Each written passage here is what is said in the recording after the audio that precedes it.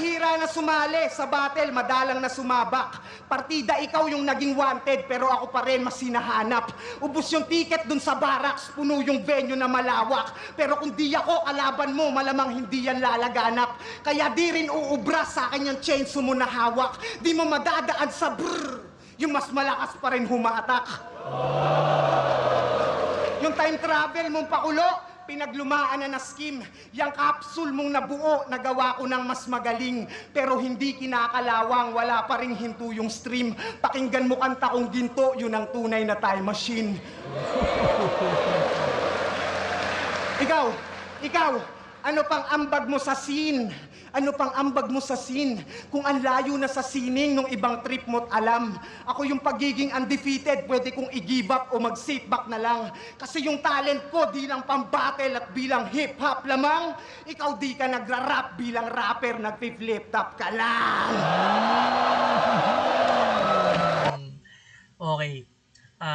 Ganda ng momentum dito ni Moth, yung pag-build up niya, tapos pag-flex niya kay Tipsy D. At the same time, nagagamit niya yung mga linya ni Tipsy D na sumikat against dito kay Tipsy D as weapon, no?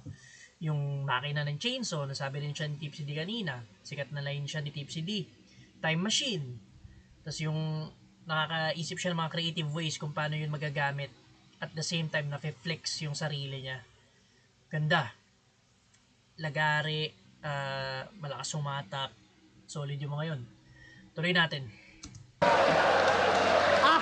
At yan ang sampal ko pabalik sa sentimiento niya nung ahon. Keso hindi ka kahusayan, nag-champion ka lang. Yung mga isip nyo nalason, pues balik na rin natin yung tanong at ibalik ng naaayon.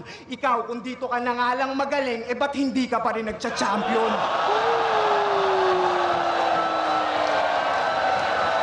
Yun yung tingin kong pumatay kay Tipsy D dito. Para sa akin lamang na si Moth sa round 3, kahit di pa siya tapos. Ganda ng punto niya.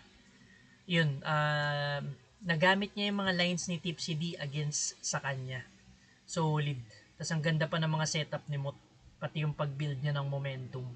Pati yung punchline overall. Yung downside lang sa round 3 ni Moth is yung unang 2 minutes and a half niya. Yung elite edits angle ni Tipsy D. Hindi lang kung ganun kalakas yun. Pero ang ganda ng mga naging ender dito ni Moth. Padulo niya. Tuloy natin. Kaya anong genius daw? Anong genius daw? Wala yan. Sinupalpal yung kabukahan. Tung mahilig sa imaginary punchline, sinampal ng katotohanan.